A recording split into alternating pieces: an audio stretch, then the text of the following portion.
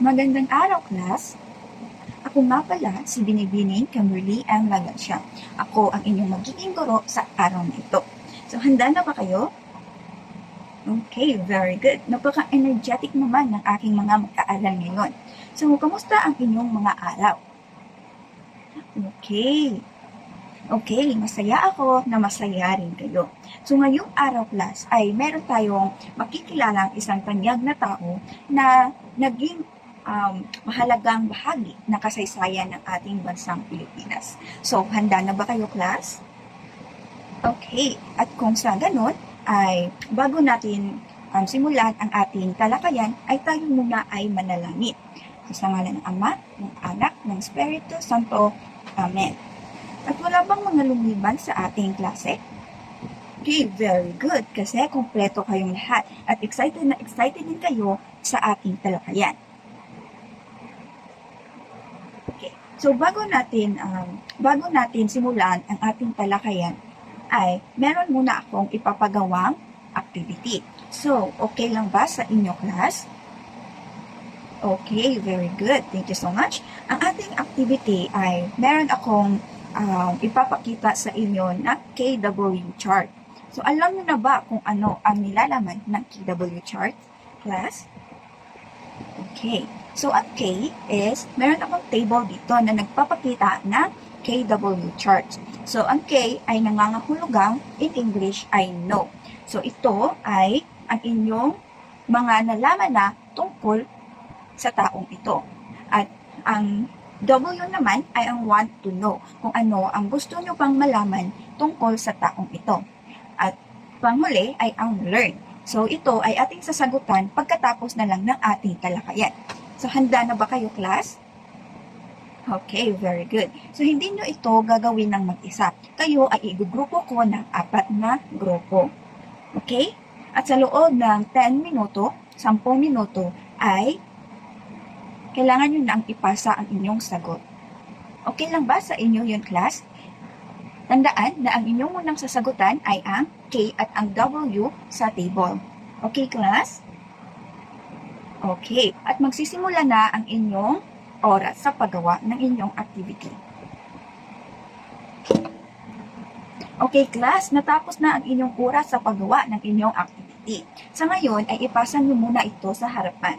At ibabalik ko lamang ito sa inyo pagkatapos ng ating talakayan. So, maliwanag ba?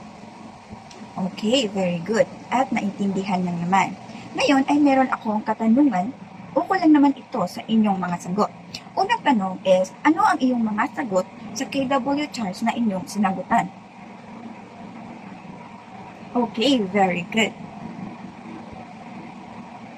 Okay, ang alam nyo ay isang magiting na tao, si Marcelo H. Del Pilar.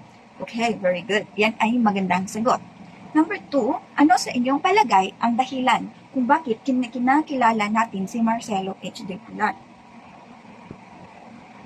Okay, very good. Dahil siya ay maaring may malaking ambag kung bakit nakamit ng Pilipinas ang kanyang kalayaan.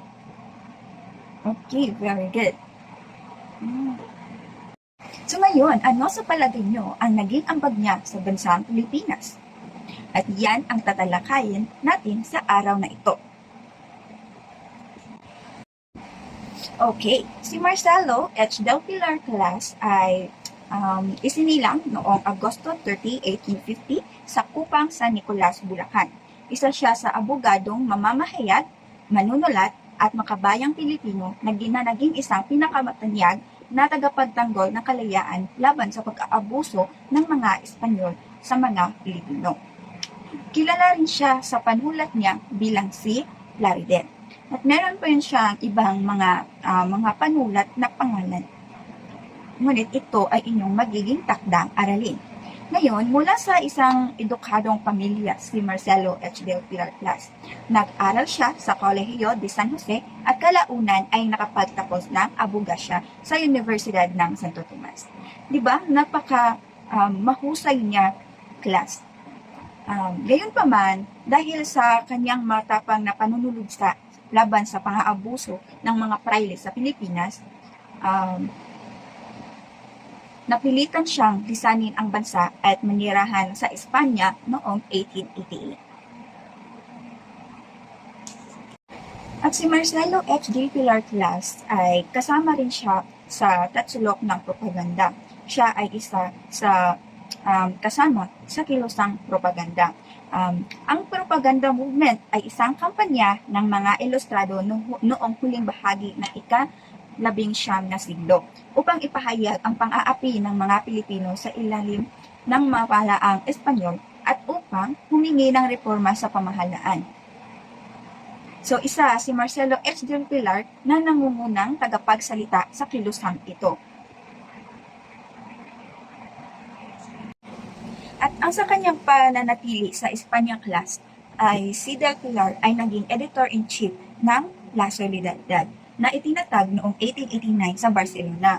Ang pahayagang ito ay nagsisilbing pangunahing daluyan ng propaganda ng mga Pilipinong ilustrado na naglalayong ipakita sa Espanya ang totoong kalagayan ng Pilipinas. At sa ilalim ng pamumuno ni Del Pilar, naging mas matalas at mapanuri ang La Solidaridad. So ilan sa mga isinulat niya ay ukol sa pang-aabuso ng mga praile sa Pilipinas, karapatang pantao ng mga Pilipino, at panawagan para sa sekularisasyon ng mga paaralan at simbahan. At higit sa lahat ay ang pagkapapantay-pantay sa ilalim ng mga batas. So, ang tanging hangad ni Del Pilar Clas ay magkaroon tayo ng tinatawag na kalayaan. Kalayaan na maipahayag natin ang ating mga saloobin laban sa mga Espanyol. Ngayon ay dumako naman tayo sa mga akdang na isulat ni Marcelo H. Del Pilar. Una dito ay ang Dasalan at Tuksuhan.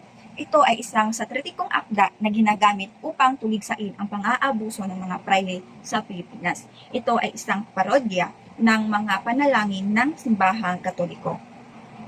So, next is ang Kaiingat Kayo. Ang akdang ito ay isang matapang na sagot sa akdang Fray Butod ni Graciano Lopez Haina na nagpapakita ng katiwalian ng mga praile.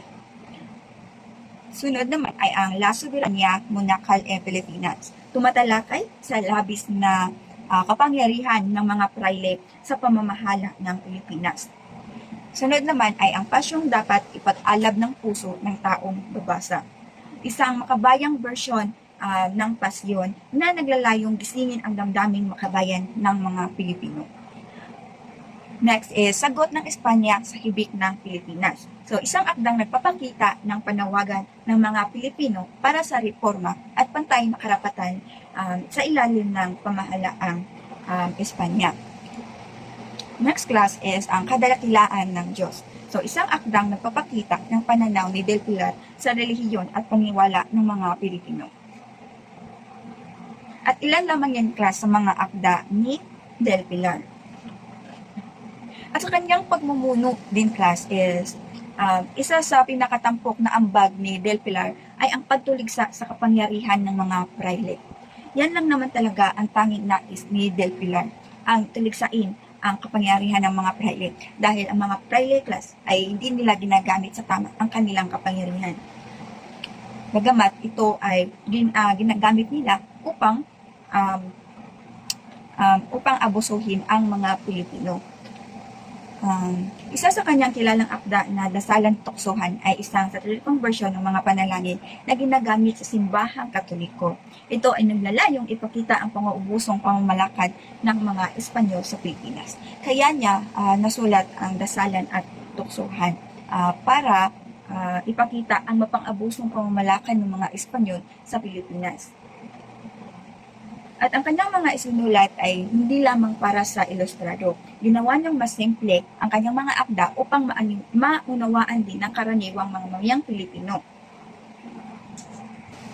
Naniniwala din si Del Pilar Clas na hindi sapat ang reforma na kailangang mabuksan ang kamalayan ng mga Pilipino upang ipaglaban ang kanyang kalayaan. So para sa kanya ay hindi sapat na reforma lamang, kundi dapat ay mabuksan ang kamalayan ng mga Pilipino upang ipaglaban ang kanilang kalayaan. Subalit class, hindi nakita ni Marcelo H. Del Pilar ang kalayaan ng Pilipinas.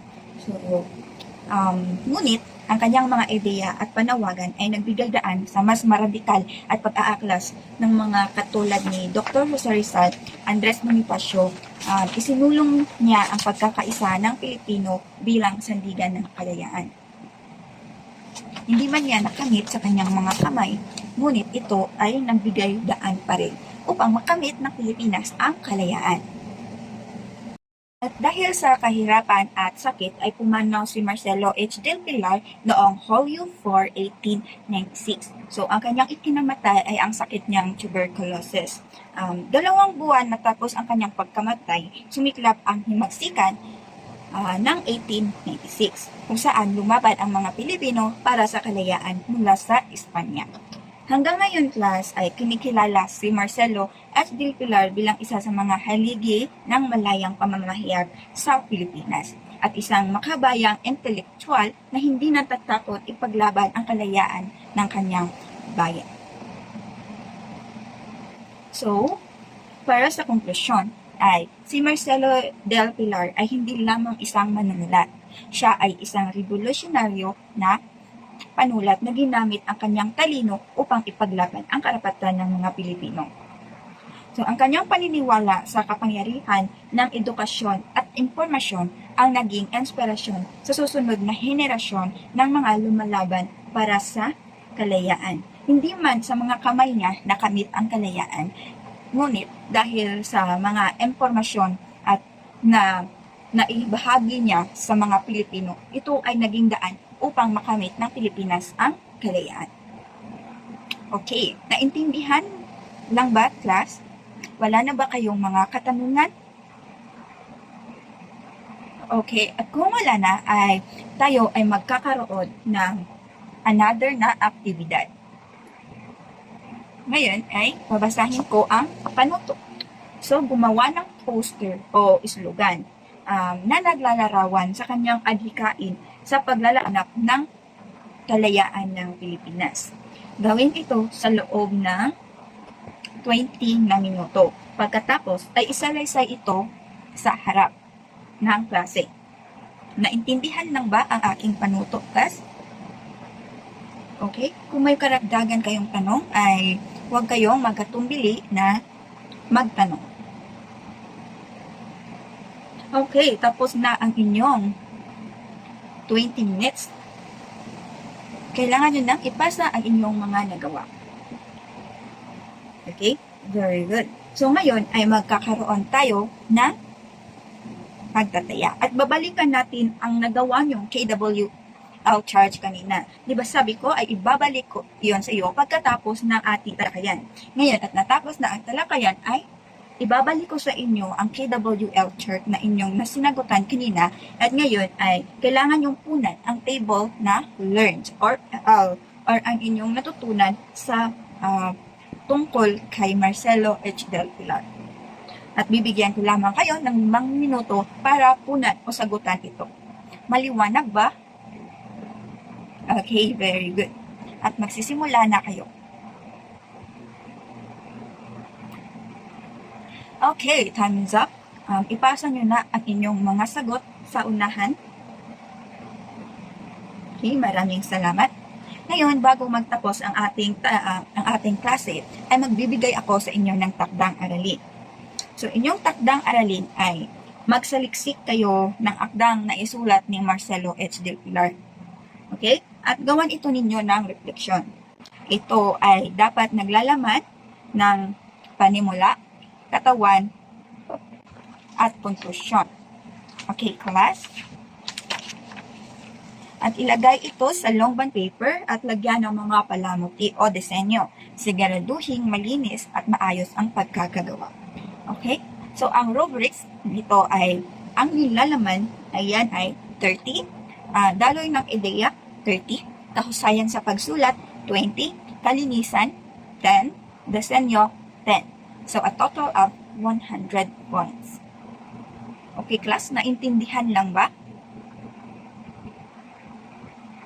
Okay, very good. Wala na ba kayong ibang katanungan? Okay, at kung wala na, at Diyan ay nagtatapos na ang ating klase ngayong araw. At maraming salamat sa inyong pakikinig. Hanggang sa muli, ako si Binibing Kimberly M. Lagansyo.